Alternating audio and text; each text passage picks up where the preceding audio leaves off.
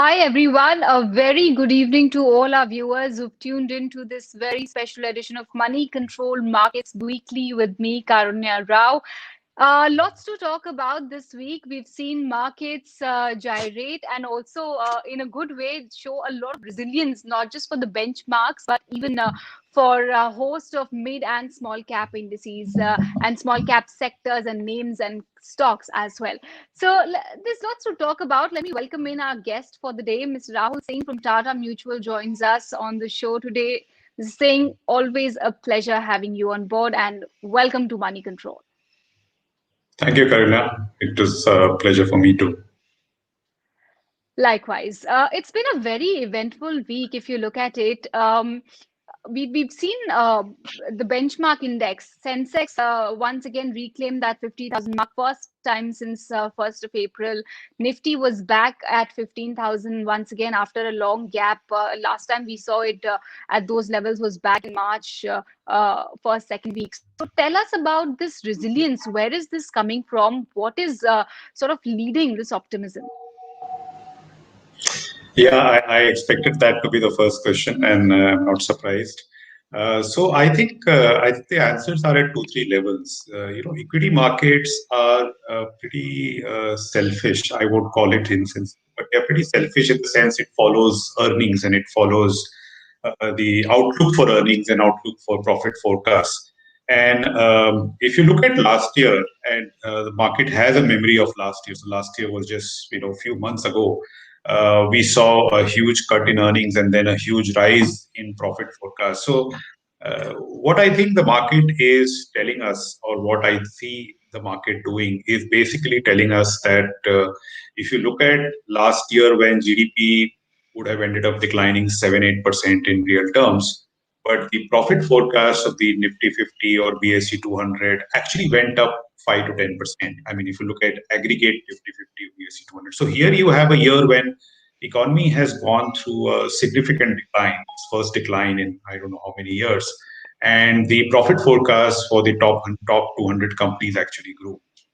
So when the second wave broke out, and obviously it has been a much sharper curve and much more disruption has happened in terms of the medical situation.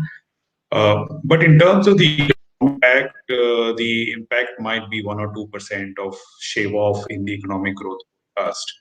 And once you compare it with what we saw last year when the shave off in the economic growth forecast was more like 14-15% from +7 to -7, here you are talking about 1 or 2% shave off in the forecast. And therefore, the impact of that on the earnings might be transitory. The companies have gotten more used to managing the situation. The consumers are more used to it. Supply chains are not as much disrupted as they were last year, same time. So it's a combination of all that, and it is not that the valuations are very cheap, but they are not super expensive. They are not in a bubble zone.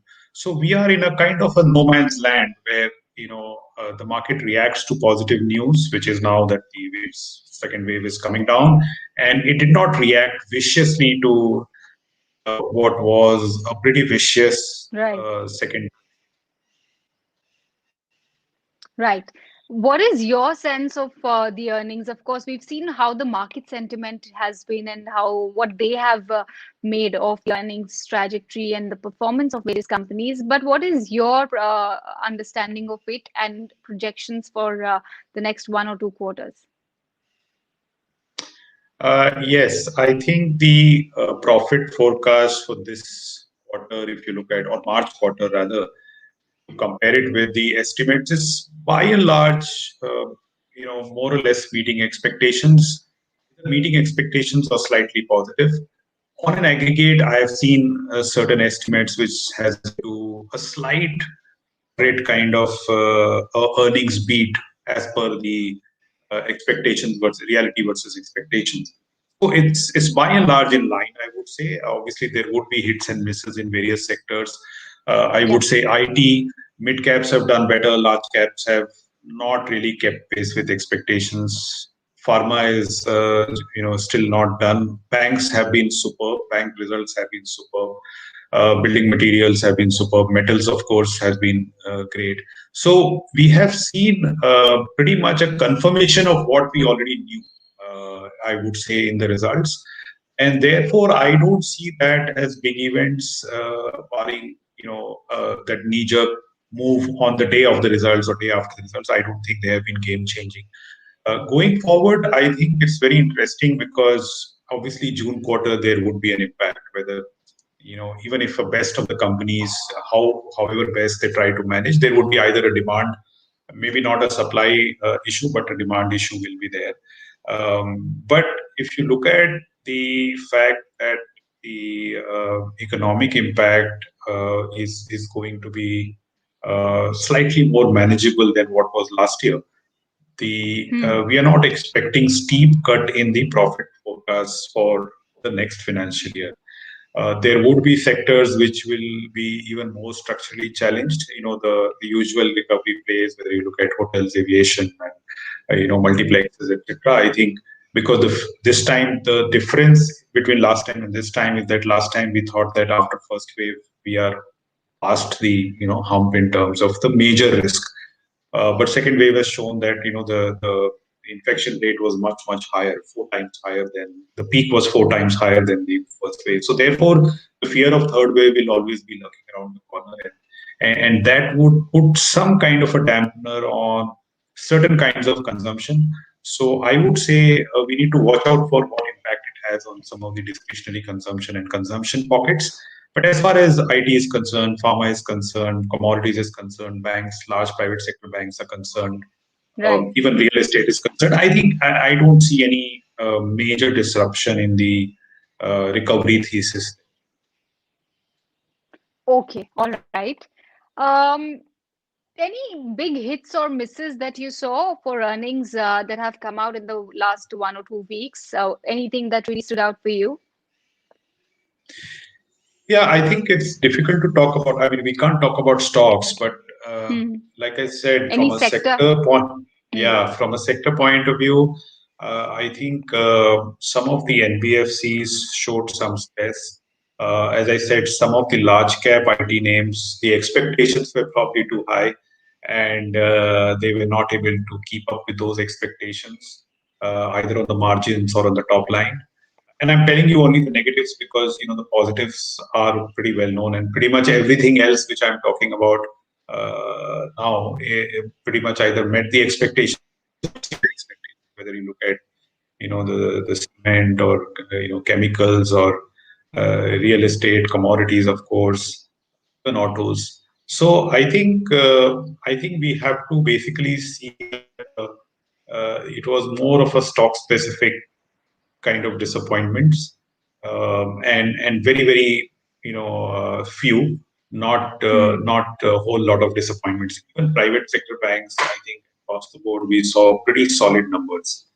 I mean, if someone had told us that this quarter, this year, banks will end up with 1.5 to 2% slippage only, when we were expecting 5 to 7% slippage Hmm. because of COVID, I mean, nobody would have believed. So, but we knew that in December, January, we broadly knew it. So it's not a huge surprise, but it's still good to see the confirmation of what we already knew.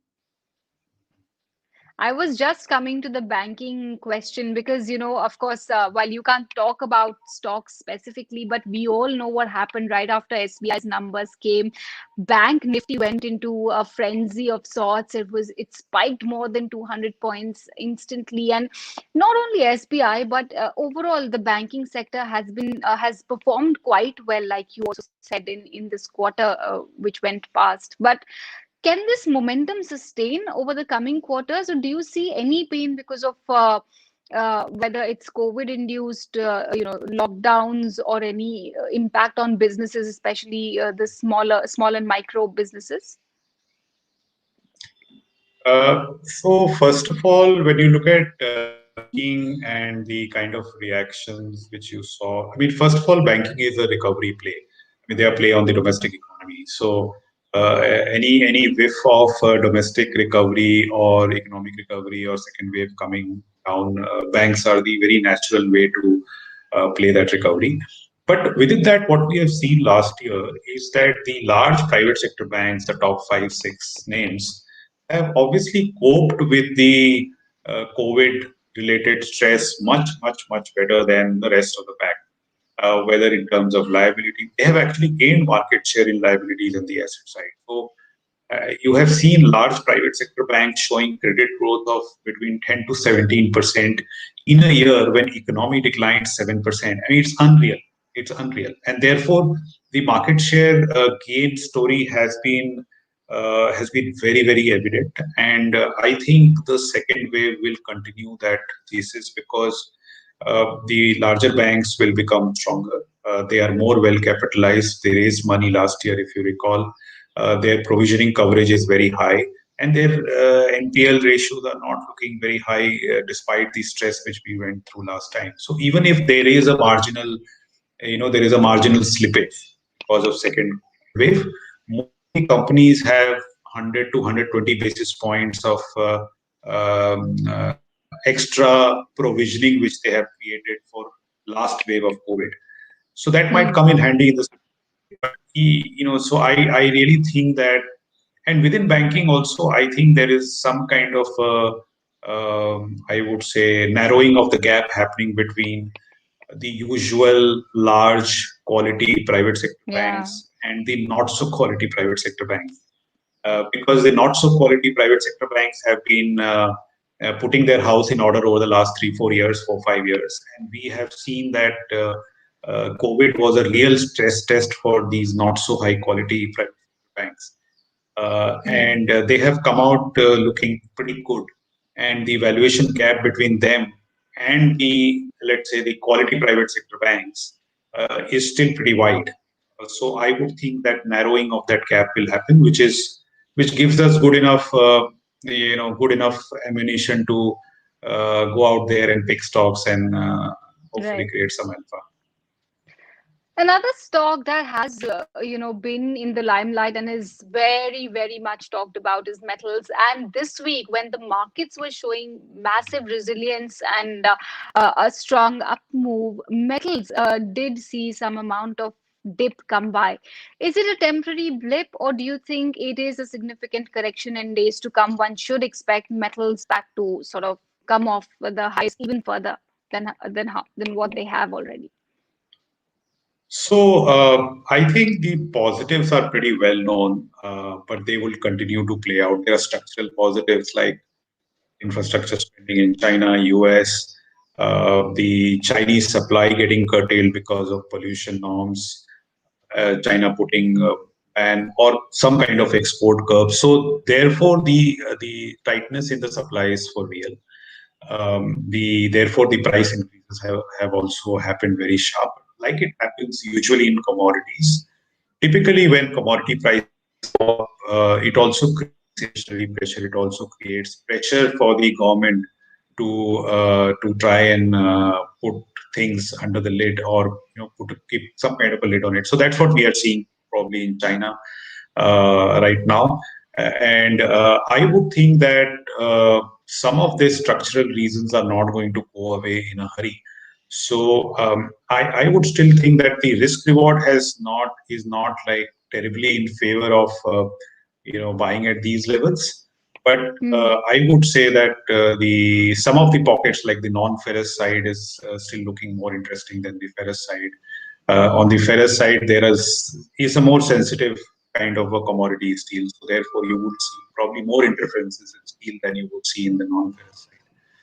So to that extent, there are ways to kind of hedge your bets right now, and that is what one needs to do in metals right now. You don't need to go headlong into everything inside. You need to just be more conscious of some of these risks in some of the sub-segments of metals, like I mentioned. Let me also talk to you about what's happening in the broader markets because the outperformance has continued even now, despite the run up that the benchmarks have seen. Mid and small caps still continue to outperform the main benchmark indices. Can you tell us what is aiding the exuberance there, and if there is any pocket or any theme that you see value in within these small and mid caps? Yeah, I think small caps, mid caps have. I think mid caps generally are quite expensive and similarly expensive to large cap. So there is not much to choose between mid caps right now. But small caps is where I think the valuations are still somewhat reasonable. But again, it's a very generic statement. One cannot make such a generic statement for the entire small cap universe.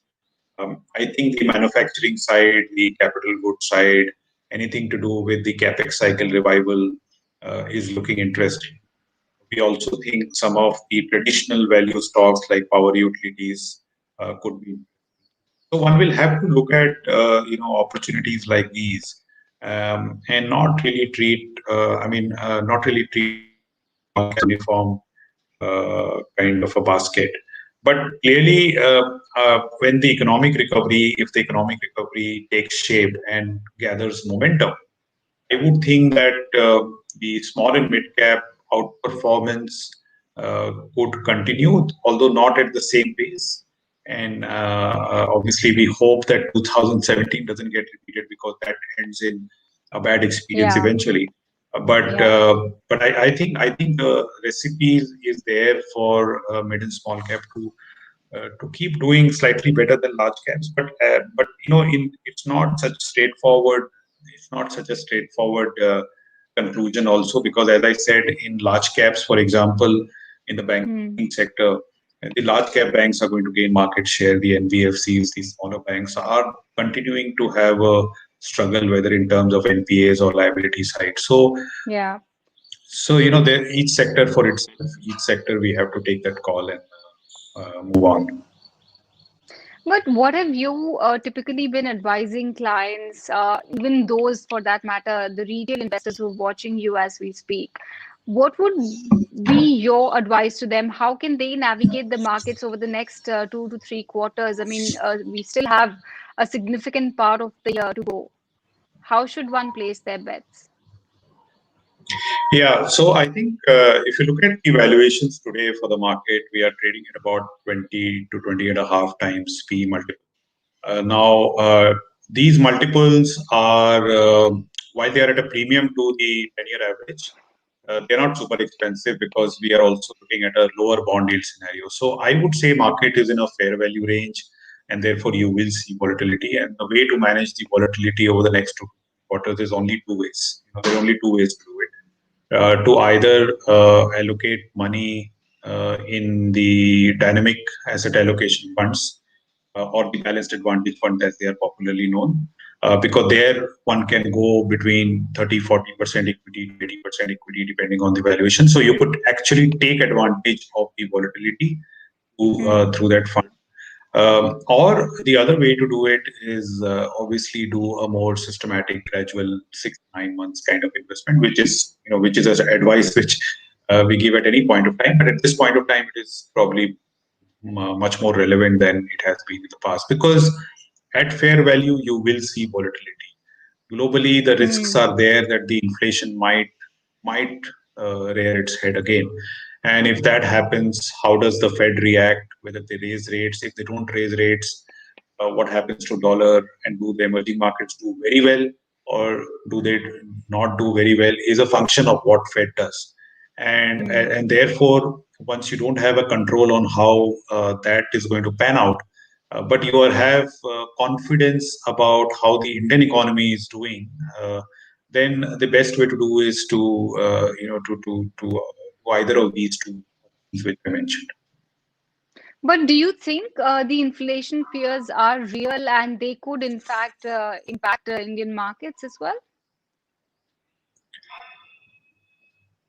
Inflation fears have to be taken seriously. I think Okay. there are plenty of stuff out there which clearly outlines that the recovery, especially in the US and developed markets, has been pretty sharp. So, to the extent that the easy money policy has it continued for far too much, far too long? And Hmm. if the inflation comes back, how will the Fed react? these are issues which are really live issues, and we saw some of that percolating into the nervousness in the markets last couple of weeks in the US, when the US tech has gone up and down a couple of times now, and that's because of these fears. I mean, these fears are Hmm. at the bottom of it. So what So have happens in the you? US tech? Sure, please go on. So what happens in the US tech does not immediately impact the Indian valuations or Indian companies, but it does create some kind of a risk of environment if things were to really go south. But as I said, fingers crossed. We are at fair valuation. We are not obscenely valued. Some Hmm. pockets of the markets in the US uh, are resembling euphoria, or if not a bubble. So if something goes wrong there, uh, there will be some ripple effect. I can't say that there will be no ripple, but it won't be You, as bad as uh, what happened in maybe 2000. you've just nudged me to my next question. Have you been tracking what's happening in the US markets with respect to the tech stocks, what's happening with the cryptocurrency? I don't know if you track it closely and would like to comment on that as well. I mean, what is it that you make of it? Yeah, I think I mean you can't help but watch cryptocurrency. I mean, it's it's a Yeah. 2020 match every day. But I think the nervousness in crypto is because of obviously various, and China also coming out and saying certain negative things about crypto. But at the heart of it, as I was saying, crypto has been highlighted as a store of value, as a route to dollar depreciation. So if dollar devalues Hmm. because of whatever policy Fed is having and the fiscal deficits in US, then where Hmm. do you go?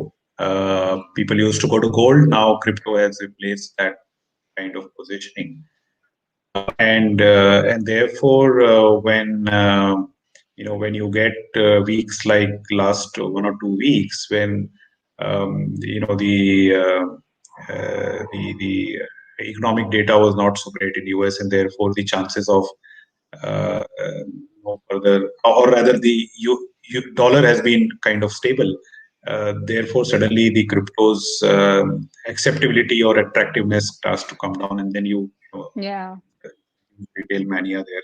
So I think crypto does not necessarily have an impact on the Indian markets, but with crypto there are a lot of segments of the US markets which are resembling the same frenzy. So if that broader kind of basket comes under pressure, Hmm. it will create some kind of a ripple for us. Very difficult to call if and when that will happen. That's true. I mean, given how dynamic the situation has been with cryptocurrencies, I mean, in a matter of minutes and hours, just the whole picture completely gets overturned. Just wanted to get in your closing comments as well, Mr. Singh.